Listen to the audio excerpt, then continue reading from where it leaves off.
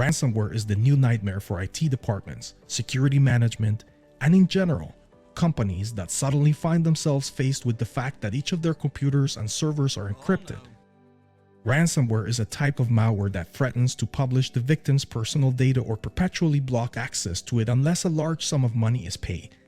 While some simple ransomware may lock the system without damaging any files, more advanced malware uses a technique called cryptoviral extortion.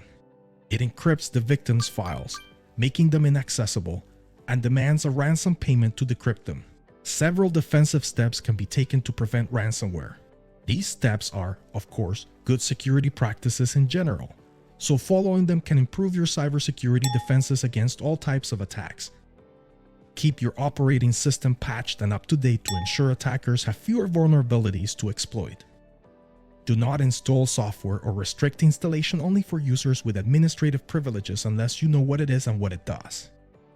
Install next-generation antivirus software that detects malicious programs such as ransomware as they arrive and prevents unauthorized applications from running. And, very importantly, back up your files frequently and automatically as well as provide redundancy.